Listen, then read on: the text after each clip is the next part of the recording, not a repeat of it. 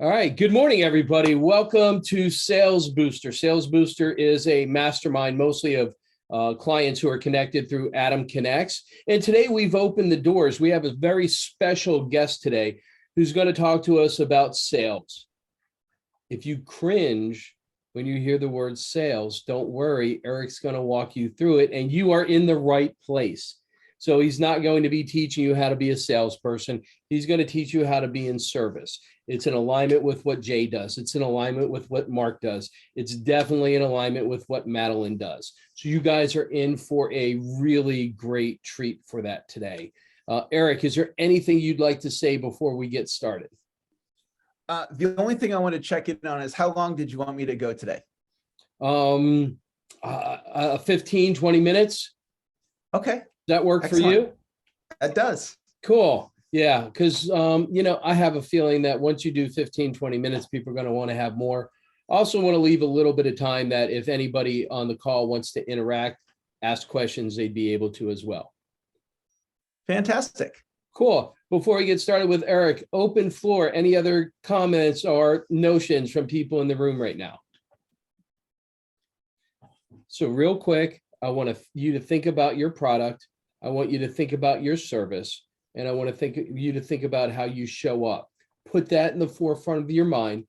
Go ahead, clear everything else out, because it's all about that value, that impact that you have being in your purpose in the world.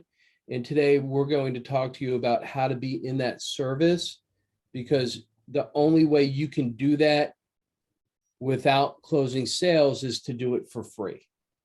So it's okay to do it for free. I love that you guys give away some of your knowledge, your wisdom for free. I love to do that, but it has to also be supported on the back end for sales. And that's why we have Eric Lofholm coming to you live from California.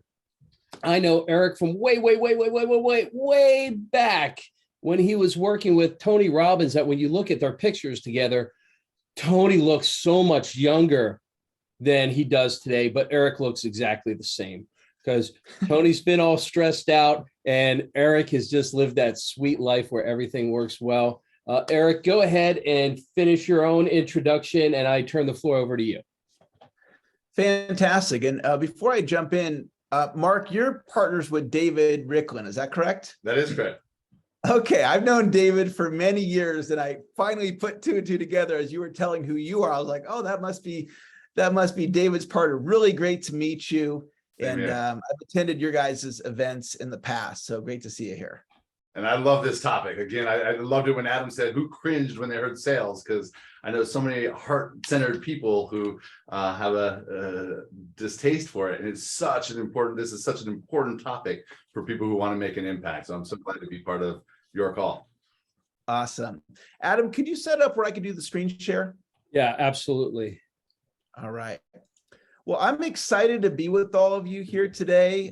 We're just doing just a little short, 20 minutes or so. I am going to talk about embracing sales. And one of the things that a lot of entrepreneurs struggle with is selling, and they have resistance to sales. And the reason for that is there's a stigma to sales in our culture. And entrepreneurs, I'm an entrepreneur too, we're passionate about what we do. If you're a coach, you're passionate about what you do. If you have a service, you're passionate about it. But maybe you're uncomfortable selling, and your mindset is, hey, I want to serve people. I don't want to have to sell my product or service. And so that thought of resisting sales can cause you to leave a lot of business on the table. So what my outcome today is to give you the possibility of a new way of thinking about sales. And I have been searching for breakthrough ideas since 1988. I was 17 back then. I'm 51 now. And it all started with this book, You Can Heal Your Life, by Louise Hay. Some of you know the name Louise Hay, a very famous woman. She's no longer with us. Maybe you've even read the book. And in this book, she said, thoughts are things and things can be changed. And that was mind-blowing to me. So if you have resistance to sales, That's a thought, and a thought is a thing, and a thing can be changed.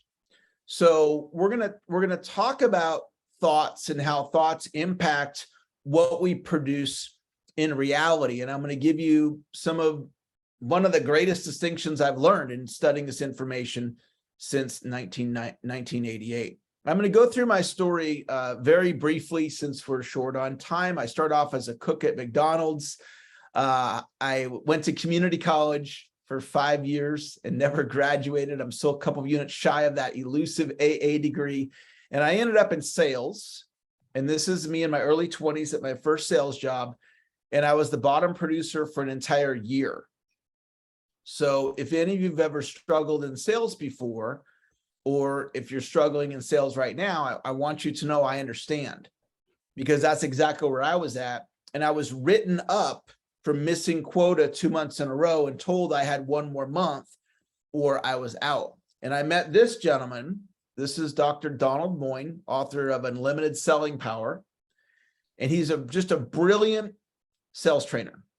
And so I started studying under him, and I took what he taught me when I was on quota probation. I made quota by one sale, did 10,500. The quota was 10,000. The next month I did 51,000. So I went from worst to first in 60 days. I experienced a breakthrough, and I've never looked back. You're one idea away from a sales breakthrough. And I'm going to see if I can land one with you today that can help you. And you can apply this idea to other areas of your life as well, because it's an idea about thinking. I then went and worked for Tony Robbins. I had a 3-year run as an employee of Tony's. Then I started a company, Lofholm International. We're a global sales training organization. Our mission is to help people make more sales. And most of our training is done now virtually, like what you and I are doing right now. I'm endorsed by some of the biggest names in the industry. You probably recognize one or more of these individuals. These are endorsements of my work: Brian Tracy, Tom Hopkins, Jay Abraham, and the great Les Brown, who is also a friend of mine. This is my family. I have 4 kids, 3 teenagers. My son just turned 20. I live in Rockland, California. It's a small little town just outside of Sacramento. So what changed for me, the thing that made the biggest difference in my life, to go from a college dropout, former cook at McDonald's, bottom producing salesperson, is a change in thinking. And that's what we're going to talk about today as it relates to sales. Now, I recently learned this, and that is when you reverse engineer results, because that's what we all want, right? You're here because you want more results in some area of your life. You want more clients, or more followers on your social media, or more speaking engagements, or more joint venture partners, or you want to build your team, or you want the new car in the driveway, or you want to buy a new house, or you want to eliminate your credit card debt, or build your wealth, right? We all have things that we want. And so much of the training in the world that we're all a part of, the personal development world, the Think and Grow Rich, the Tony Robbins, the Brian Tracy world, so much of this world, it's about the goals. And I think we've been overtrained on goal setting. So goals or results, right? So what's before results? Well, it's action. If you want to get more clients, you got to, take action. You got to run more sales calls. And that's where most people end their thinking around this topic. But what's before action is thought. So the breakthrough idea is your results are created from your actions, and your actions are created from your thoughts. So if you're wanting more sales results, explore the thoughts that are creating the lack of sales results that you're currently getting. So if you're getting 1 client a month and you want 5, my point is this: what are the thoughts that you have that are creating 1 client? And what do the thoughts need to be in order for you to create the 5 clients, which is what you want? Because if you don't change the thinking, you're going to be stuck in this action result cycle, which you might resonate with, that looking back on your life and going, yeah, I'm wanting to grow my net worth, but my thought is I'm not good with money, or I spend it as soon as I make it, or I never have enough money left over to invest. So that thought creates the action, which creates the result. So this is why resisting sales is such a challenge, because if you have the thought, I'm comfortable selling, I don't like making phone calls, I'm not good at sales, those thoughts produce actions which produce results that are, I can almost guarantee they're not going to be what you want. So look at the thinking that's creating the results. And this is not just a sales idea. This is in all areas of your life.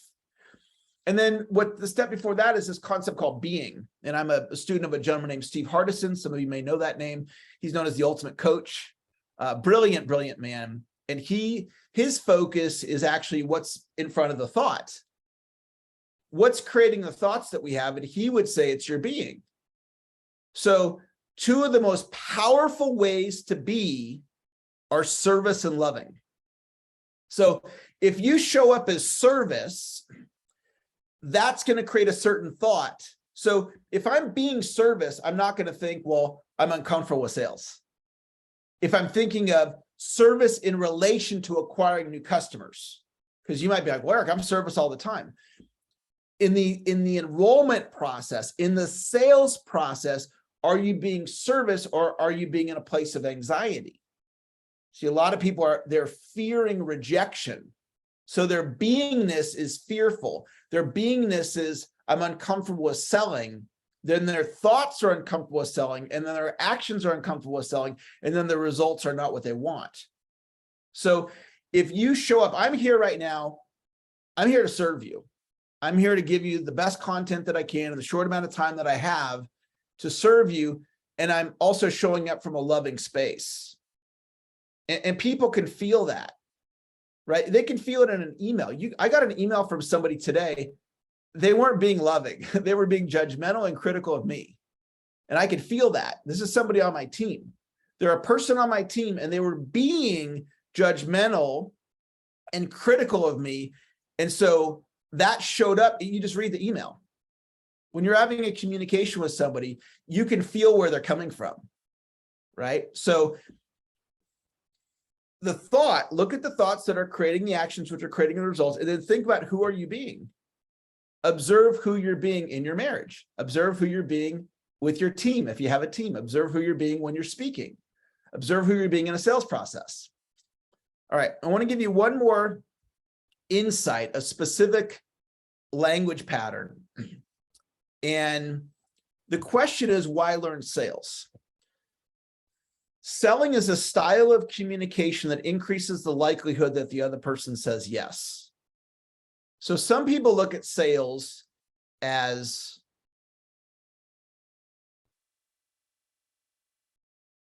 this: arm twisting, high pressure, manipulation, used car sales, liar, slick, fast talker. That's some people's worldview of sales. That's thinking. If this is your thinking about sales, then that's going to create the actions, which are going to create the results, which is not likely going to be what you want. I can almost guarantee it's not going to be what you want. So instead of looking at sales like this, what I invite you to consider is we're going to look at sales like this. Selling is a style of communication that increases the likelihood that the other person says yes. So there's this concept that if you have two dogs and one dog is resisting sales and the other dog is embracing sales, okay, you got two dogs. One dog's resisting sales and the other dog is embracing sales. The question is, which dog grows? And you might know the answer. The answer is whichever dog you feed. So how you feed yourself is through your thoughts, which Napoleon Hill in Think and Grow Rich, the whole point of the book, Think and Grow Rich, is you can influence your own thinking. So if you're feeding this dog, selling's arm twisting, it's high pressure, it's manipulation, I don't like it, I'm uncomfortable with it, I'm not good at it. If you're feeding those thoughts, then that's what your reality is. Or if you're feeding that selling is a style of communication that increases the likelihood that the other person says yes, and if you're feeding that selling equals service, either way, you're right. So what I invite you to do is to see, this is the same idea, but it's different. See the goal than others. So different, but the same. I can look at my wife and I can see all the things that I don't like about her. I can look at all the pet peeves. I don't like it when she does this. I don't like it when she does that. I don't like how she does the laundry. I don't like how she does the kitchen, whatever, right? I can see all that. And then I'm going to be living in a complaint about my wife. Or I can see the gold in her. And I can see all the amazing things about her and why she's the perfect wife for me and the most beautiful woman in the world. So the question is, well, which one is she? And the answer is whichever one I focus on. We've all heard for years and years and years, you get what you focus on. What's really true? So the question is, what are you focusing on as it relates to selling? So I'm talking to this gentleman in the UK the other day, and it wasn't really a coaching call, but we were Zooming together and I was talking to him and I said, are you a coach? And he goes, yes, I am a coach. Well, kinda. He goes, I'm a coach in hiding. So if we go back to what I taught you earlier, number 3, thought and language. So here's his thought and language. I am a coach in hiding. Now, this is a special kind of language. This is a declaration. See if I can get rid of that number there. It's going to do it for me. There we go. Okay. So his language is, I'm a coach in hiding, which produces actions, which produces results, which is called not having any clients. Because why? He's a coach in hiding. We've all heard of affirmation. So if I say I am lean and fit as an affirmation, I'm lean and fit, but I'm eating at McDonald's. I'm not being lean and fit. So when he says to me, I'm a coach in hiding, he's declaring that as a way of being. This idea below that I was talking about that I got from Steve Hardison. Being. He's being, I'm a coach in hiding. So instead of that, he could declare, instead of being a coach in hiding, watch this, guys. I just told him this. Instead of saying I'm a coach in hiding, just say, I'm a coach. I am a coach. Just declare I'm a coach instead of saying I'm a coach in hiding. Or watch this. I'm a coach with a full practice. Okay. I'm a coach with a full practice. So now he can declare that. And then if he does it as a way of being, in other words, he's showing up as that. He's showing up in the world as a coach with a full practice. So if he shows up in the world as a coach with a full practice, his actions will be a coach with a full practice and his results will be a coach with a full practice. So in 1988, 1990, 1999, when I launched my company, I was 28 years old and nobody had heard of me. And I declared, I am the Zig Ziglar of my generation as a way of being. In other words, I started showing up. My actions started being, what would the Zig Ziglar of my generation, what would those actions look like? And I started doing those actions. And then I started producing those results. And then I built an international training company, all out of a declaration. So words really matter. I'm living proof of it. I'm a former cook at McDonald's, college dropout, bottom producing salesperson. And now I train in companies all over the world. I work with awesome human beings like you guys, sharing my insights to help you in this area that my lane is sales. There's all kinds of things I could work with you on, but we're just working on this one idea today, which is embracing sales. And then this idea for you to consider that selling equals service. So I'm going to wrap with this very brief story, and then we can do some Q&A if anybody would like to ask any questions or share your viewpoint or whatnot. And so I have this client. This is him. He's a small business owner. He's a photographer and a videographer. And he comes to me, this is years ago. His name is Scott Southall. And he's like, I hate sales. That's his declaration. I hate sales. So that thought produces actions, which produce results. And he came to me after he signed up to work with me. he you ever heard of shelf help? Not self-help, shelf help. You buy the course, you never take the cellophane off. So that was Scott. Like, he never even showed up for one of the Zoom calls or whatever it was, the modules. He just bought the course and did nothing. And then he came to me one day, he's like, I need your help. And I'm like, okay, what's up? He goes, I'm about to lose my studio. He can't pay the rent on a studio. Why? Because his declaration is, I hate sales. So his actions are, I hate sales, and his results are, I can't pay my studio rent. So we have this conversation. And I was asking him about the language that he uses when he asks for the order. And he goes, I don't have any of that down. So what I would suggest to you on the how-to side of sales training, which is not our topic today, but on the how-to side, I would suggest you're clear on your language, especially when you're asking for the order. So he wasn't clear. So now he's going to be winging it in the close. And always remember, when you wing it, you get wing it results. When you wing it, you get wing it results. So I got him clear on the language. So now he knew how to ask for the order. And then he practiced it by himself, and he role played it with his wife. So what I'm a big believer of, you got to lift the weights. Okay. You want to get better at something in your life, you got to lift the metaphorical weight. Working on my muscles, I'm literally lifting weights. But if we're working on our sales, you got to do what we're doing right now. We're lifting the weights right now. You're in class with me, we're lifting the weights. So Scott needed to lift the weights. So he has the precise language, and then he's lifting the weights, meaning he's reading it by himself. He's reading the script. Again, reading the script. Again, every time he reads it, he gets a little bit better, a little bit better, a little bit better. Then he role plays it with his wife. Every time he role plays what, he gets a little bit better, a little bit better, a little bit better. So then he meets with a prospect. He closes the first sale he presents it to, because he had the precise language down and he lifted the weights. And then he did something I didn't tell him to do. He did this on his own.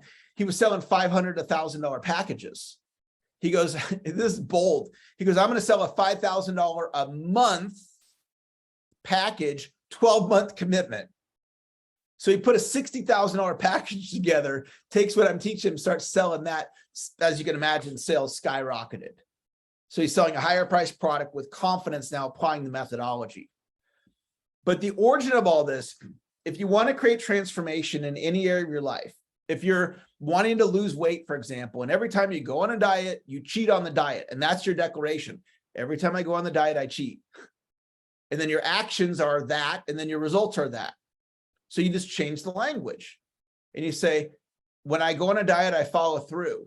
And then you be that, not as just words. You be follow through. You be your agreement with yourself. So these are things I'm passionate about, I'm excited about. And so that's what I wanted to share with you guys. And I'm going to turn the meeting back over to Adam. Thanks, Eric. Outstanding presentation. Everybody give it up for Eric. Well, before I open it up for questions and comments, there's something that rivets me in what you were talking about. And I just would like you to go a little bit deeper, because I mean, you said be clear in your language, practice and rehearse, and that's important. You guys, we can do that in the mastermind. We'll help you get clear, and we'll help you practice. But Eric, you said observe who you are being. Could you give an example of that, how that's done, and how people could do that? Sure. Well, look back in an experience you've had in your life where something didn't go so good. It might have been a divorce. It might have been an argument with one of your children. It might have been you having to let somebody go from your company. And when you let them go, it did not go well.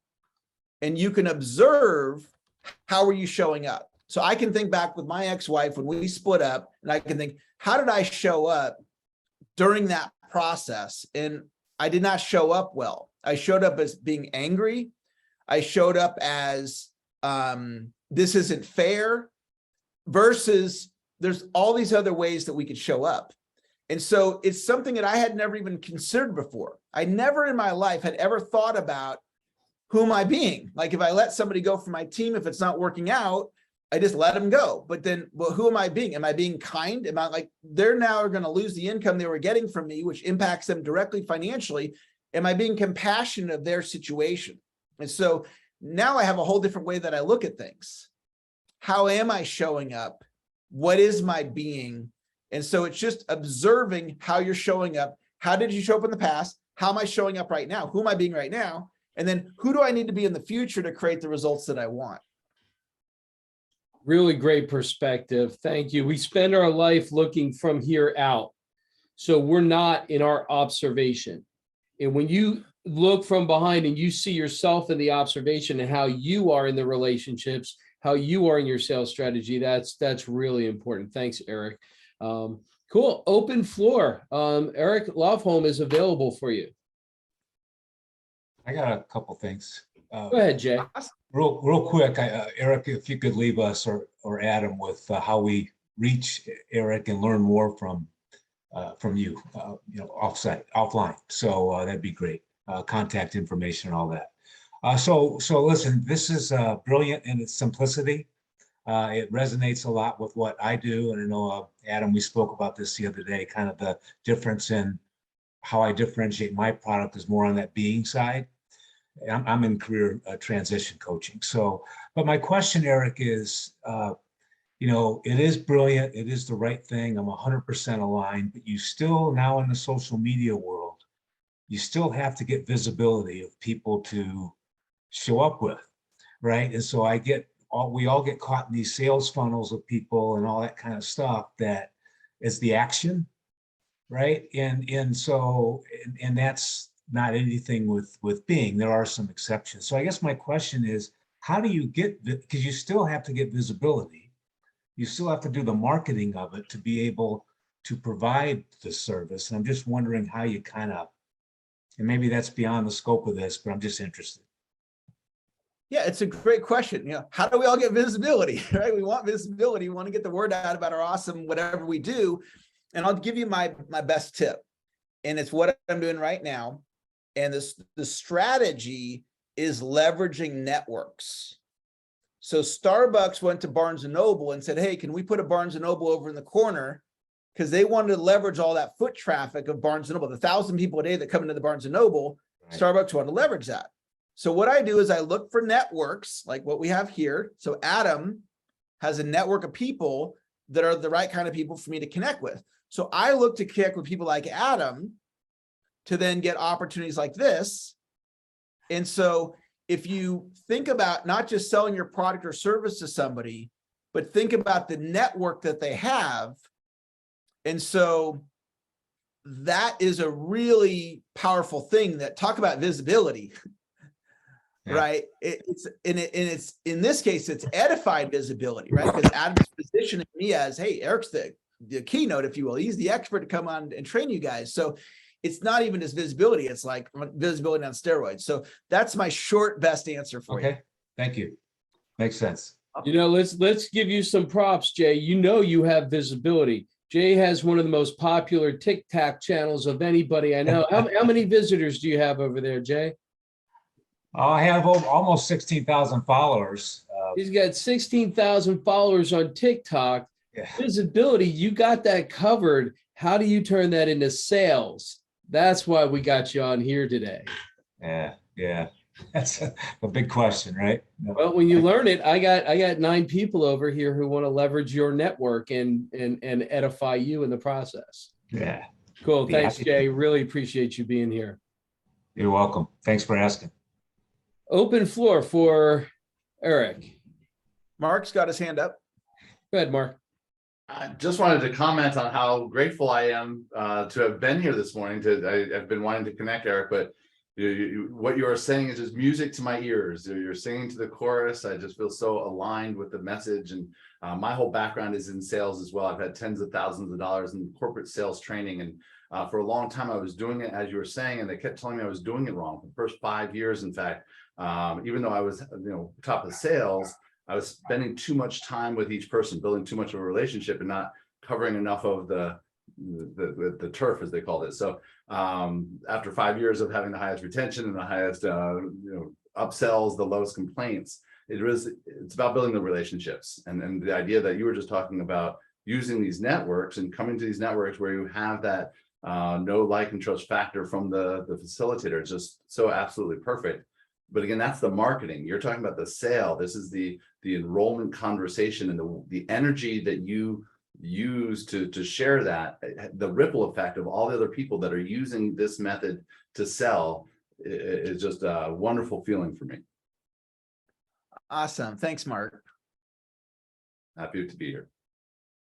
One thing, guys, I put my email and my cell phone in the chat, and my newest book is called Continuous Sales Improvement. And I have an audio version that's not even out to the public, which I'd be happy to give any of you for free.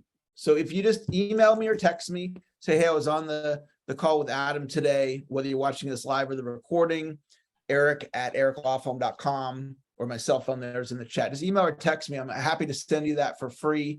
And it's something I think if you enjoyed this, you'll really enjoy that content as well. I will definitely reach out for that. I'll email you and look forward to connecting directly. Awesome. Well, Thanks, Mark. And thanks, Mark. And everybody who's on the call knows I build digital branding toolboxes. I put a link in there. All of Eric's information will be there. We'll have direct links for you to make it nice and easy. Sarah, I see you have your hand raised. The floor is yours. Awesome presentation, Eric. Thank you so much for coming on. I do have a question, and that is, how important to you is storytelling in your sales process? Yeah, storytelling is actually it's actually critical. And I think I'm going to share my screen here for 30 seconds. And I think I had it down here in my notes. Yep, it's right there. So I didn't know exactly how much time we had. And so if I had a little more time, I was going to go into storytelling because it's critical and nothing sells like success.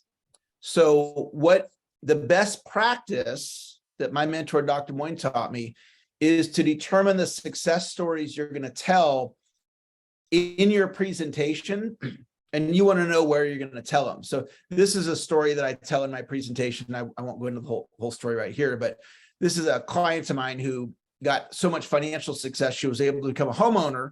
I don't teach real estate. I teach you how to make more money with selling. So I tell the R.V. Robinson story, and then this gentleman ended up buying 6 rental properties with all the extra money he made. He retired his wife. She became a stay-at-home mom.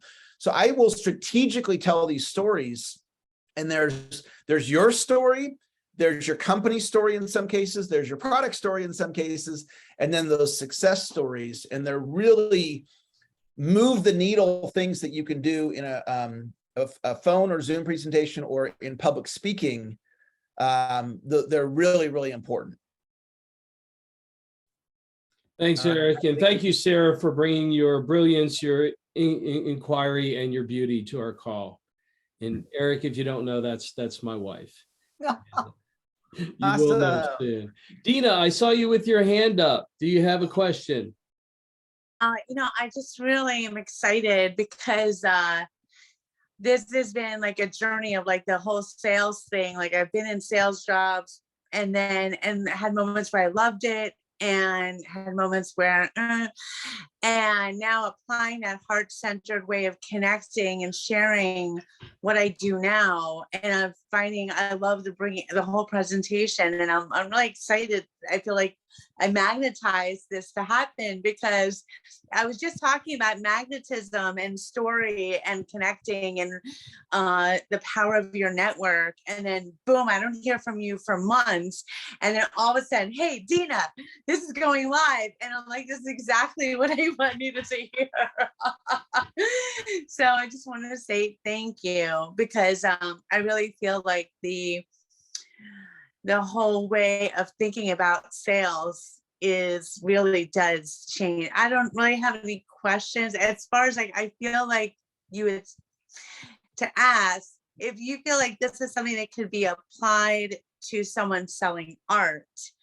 And I feel like the answer would be yes, because it's all about the thought and anything is possible. So I feel like you answered my questions without me having to ask them. Oh, that's fantastic. Any comments, Eric, other than Dina? Definitely get the audiobook. Well, in relation to, would these techniques work selling art? Absolutely. At the end of the day, You're going to generate a lead, deliver a presentation, communicate about the art, and ask them to purchase. And the leveraging networks, identifying networks that are likely art buyers. I've heard stories of artists going on cruise ships and doing incredibly well. Why? Because the cruise ship has the artist customer. And so they do a joint venture. And so that's that leveraging networks type of concept.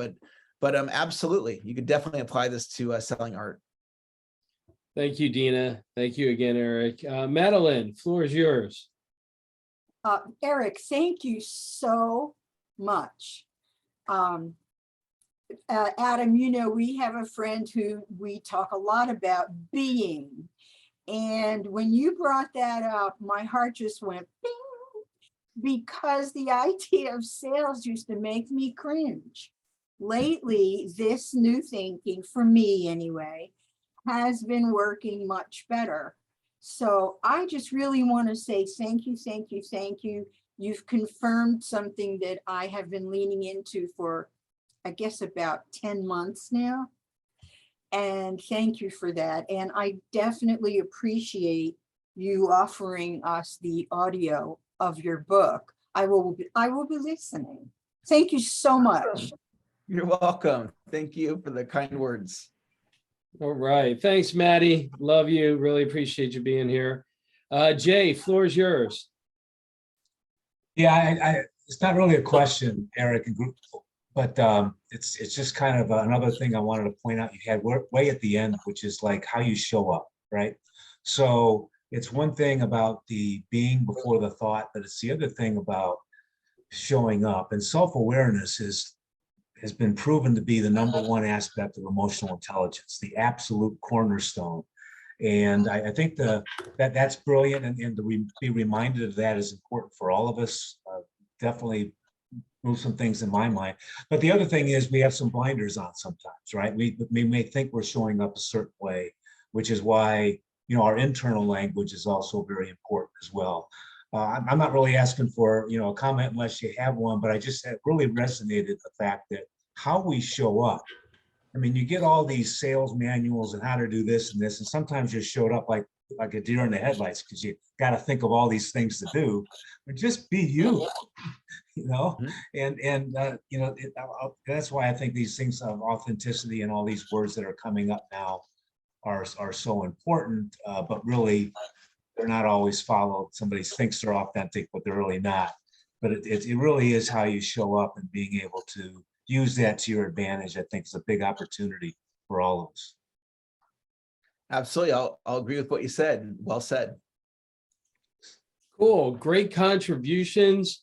Thank you, everybody, for showing up. Thank you, Eric, not just for your insight, your presentation, but for your generous offer. You can, anybody who wants it, who hasn't done it yet, go ahead, save the chat. That way you'll have Eric's information. Or of course, I'll post in Sales Booster. We'll have all of Eric's information in there for you. Any final parting words? Are you asking me, Adam? Yes. Yeah. Well, I just want to acknowledge all of you for being here today and for being open to learning and coming in. You did, we did 45 minutes worth of work. So great job. And I really enjoyed being here, and special thanks to Adam for putting this together, for organizing this, for promoting it, for all that he's doing for all of us, the community that he's created to help us succeed. So Adam, thank you for all you're doing. You got it. You got it. And I want to thank everybody else. Without them, especially Sarah, there's no community. So we appreciate you. Thank you all for being on. I have it recorded.